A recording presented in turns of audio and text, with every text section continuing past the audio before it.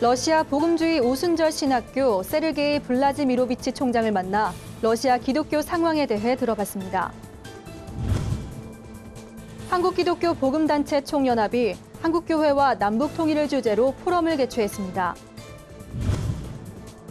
기독교 복음방송 굿TV가 폴피아와의 업무협약식을 체결했습니다. 세계 기독교 차문화협회의 아름다운 찻자리 전시회를 소개합니다. 안녕하십니까. 굿TV 뉴스입니다. 국민 대부분이 러시아 정교를 믿는 러시아에서 개신교는 소수 종교로 이단으로까지 인식되고 있습니다.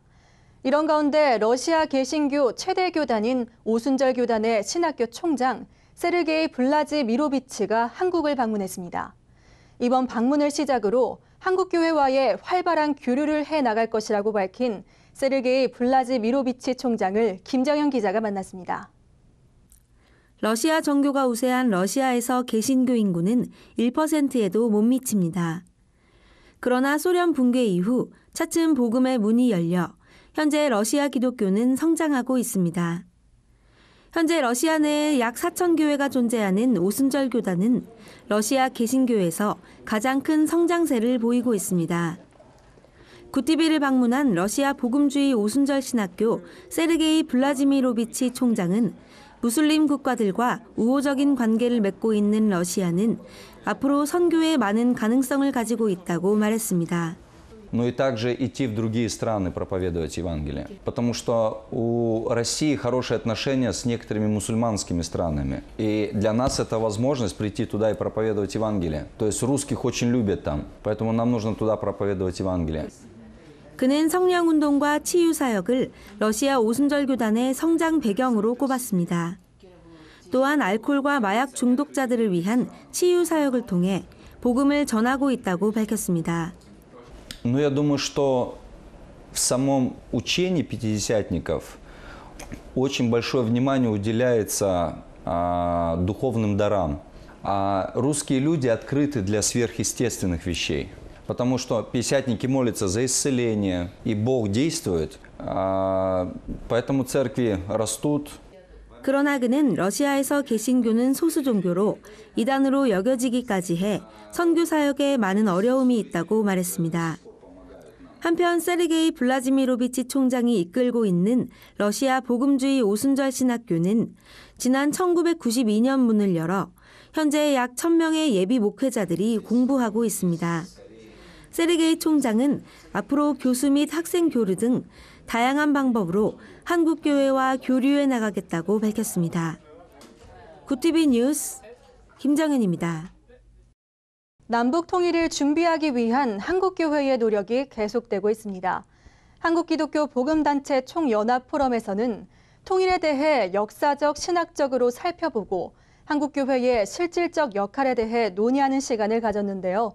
관련 내용을 홍희연 기자가 전해드립니다. 통일을 위한 한국교회의 노력은 오래전부터 이어져 왔습니다. 그러나 소극적이고 비전문적인 접근으로 이렇다 할 결과를 도출시키지 못한 것이 사실입니다. 특히 교회가 끝까지 지켜야 할 종교의 자유에 대해서도 선뜻 주장하지 못하고 있는 것은 비판할 만한 대목입니다. 우리나라의 통일은 우리 대한민국이 잘못된 나라가 아니라 잘 해왔다고 하는 자신감을 갖고 그다음 우리 기독교인으로서 거기 한 걸음 더 나가서 정말로 종교의 자유를 중요한 가치로 생각을 하고 통일운동을 해야 된다. 통일에 대한 국민적 동의가 이루어질 수 있도록 돕는 것도 한국교회의 중요한 역할입니다. 젊은 세대를 중심으로 통일 의지가 현저히 떨어진 지금의 상황에서는 통일 운동을 추진하기 어렵기 때문입니다. 통일을 이루려면 세 가지가 필요합니다. 의지가 있어야 되고요. 능력이 있어야 되고요. 환경을 만들어야 됩니다. 지금 통일에 대한 의지가 너무 낮아요. 여론조사하면 통일 안 하면 좋겠다는 사람들이 너무 많습니다. 허 박사는 평화 통일을 넘어 복음 통일을 강조했습니다. 총성 없는 통일을 이루는 것도 중요하지만 아가페 사랑의 정신이 북한 주민들에게 스며들어야 한다는 겁니다. 정복과 패권의 십자군의 정신으로 북한에 쳐들어가는 것이 아니라 사랑과 섬김의 십자가 예수 그리스도의 아가페 사랑으로 들어가야 된다고 생각합니다. 발제자들은 이 밖에도 좌우 대립 없는 통일운동, 민족을 위한 기도운동 확산, 북한 내 복음 공동체 설립 등을 주장하며 새로운 통일운동 방법을 제시했습니다. 구티비 뉴스 홍우연입니다. 한글 전화번호 들어본 적 있으신가요? 말로 하는 차세대 전화 연결 서비스를 말하는데요. 기독교 복음 방송 구티비가 콜피아와의 업무 협약으로 브랜드명이 곧 전화번호가 되는 제3세대 전화 서비스에 진입했습니다. 자세한 내용을 공인혜 기자가 전해드립니다. 한글 전화번호 서비스를 제공하는 주식회사 콜피아와 구티비 기독교 복음 방송이 상호 이익 증진을 위한 MOU를 체결했습니다. 한글 전화번호 1636은 음성 인식 기술을 이용한 차세대 전화 연결 서비스입니다. 국가기관인 방송통신위원회에서 사업을 주관하고 LG U+에서 사업을 위한 기술을 제공해 소비자는 콜피아를 통해 1636 전화번호를 구매할 수 있습니다. 콜피아 관계자는 한글 전화번호 서비스는 브랜드명이 전화번호가 될 수 있어 마케팅 비용 절감과 브랜드 홍보 효과가 크다고 설명했습니다. 1577 같은 대표번호 많이들 쓰고 계시잖아요. 하나의 전화에 걸어도 여러 회선으로 자동으로 분산시켜준다는 거, 그리고 이제 전화번호가 외우기 쉽다는 게 가장 큰 장점인데요. 숫자 4자리보다 한글로 된 전화번호, 상호명 자체, 기업명 자체가 전화번호가 되는 게 훨씬 쉽지 않습니까? 음성인식 기술의 보편적 상용화가 전망되면서 다수의 국가기관과 대기업은 보다 좋은 단어를 사용하기 위해 가입을 서두르는 추세입니다. 콜피아 김영미 회장은 구티비와의 MOU 체결로 한국 교회 교인들이 유용한 정보를 선점하길 바란다고 밝혔습니다. 이 전화번호는 이미 많은 기업, 많은 관공서, 많은 교회에서 자기네 이름을 전화번호로 가입을 해서 알리고 있는 그런 추세입니다. 음성인식 기술 때문에 만들어진 이 서비스가 세계적으로 음성인식이 발달함으로 인해서 지금 굉장히 활성화를 지금 그 화랑을 맞고 있는 거죠. 이게 저는 구티비를 통해서 기독교인들이 먼저 알았으면 좋겠어요. 이게 먼저 교인들이 알게끔 되면 그 많은 부가 교인들한테 가게끔 설계가 돼 있어요. 한편 이번 MOU 체결로 1636을 누르고 구티비를 말하면 바로 전화가 연결돼 시청자는 원하는 업무를 신속하게 처리할 수 있게 됐습니다. 또한 구티비는 1636 YTN이 함께하는 지역경제 살리기 프로젝트에 동참합니다. 지방자치단체가 보증하는 지역 특산물을 1636에 등록 신청하면 50개 특산물을 선정해 무료로 1636 키워드를 부여하고 구티비에서 홍보, 1636에서 판매될 예정입니다. 구티비 뉴스 공인혜입니다. 탈동성애 인권교회연합이 창립총회 및 출범식을 가졌습니다. 탈동성애자와 그 가족의 인권을 개선하고 동성애 폐해를 추방하는 데 앞장섭니다. 탈동성애자와 가나안교회, 꿈의 교회 등 109개 참여교회가 탈동성애 인권교회연합을 결성했습니다. 창립 목적은 건강한 가정과 올바른 성윤리 확립이며 상인 대표에는 부산 온천교회 안용훈 목사, 홀리라이프 대표 이호나 목사가 선출됐습니다. 탈동성애 인권교회연합은 출범식에서 서구의 타락한 성문화인 동성애가 무차별적으로 퍼져감에 우려했습니다. 동성애 늪에서 벗어난 탈동성애자들과 탈출을 시도하는 탈동성애 지향자와 그 가족에게 국가 권력과 매스미디어들이 인권 유린으로 고통을 가한다고 지적했습니다. 이호나 갈보리 채플 서울교회 목사는 동성애는 성중독의 일종으로 치유 회복이 가능하며 이들을 동성애에서 탈출하도록 돕는 것만이 진정한 인권이라고 밝혔습니다. 이 목사는 동성애 문제를 담당해갈 하나님의 최종 병기는 한국교회며 탈동성애자들은 문제 해결의 비밀 병기인 만큼 교회가 영적으로 깨어나야 한다고 강조했습니다. 탈동성애 인권교회연합은 캠페인과 탈동성애 인권운동 확산 문화 콘텐츠 개발, 치유회복센터 및 정책연구소 설립 지원 등의 다양한 사업을 펼쳐나갈 계획입니다. 성경 본문의 문맥과 키워드를 숙지해 설교하는 페인트 설교 오픈 세미나가 열렸습니다. 페인트 설교는 백석대 신학박사 김창영 목사가 개척교회 목회자들의 설교 작성을 돕기 위해 고안한 것으로 본문 핵심 단서에 색칠을 하며 설교의 기초를 다지는 것에서 이름이 붙여졌습니다. 페인트 설교는 본문 선정과 읽기, 관찰과 분석, 설교문 작성 등의 7단계로 구성됩니다. 특히 관찰과 분석 단계에서 설교자가 성경 본문의 문맥과 구조를 파악하고 히브리 원어를 확인해 말씀 중심의 설교를 하도록 돕습니다. 세미나에서 김창영 목사는 페인트 설교는 주석에 의존하지 않아 똑같은 설교의 재생산을 막는다며 설교자의 철저한 석의 작업 훈련으로 생생한 설교를 돕는 페인트 설교가 한국교회 목회자들에게 도움이 되길 바란다고 전했습니다.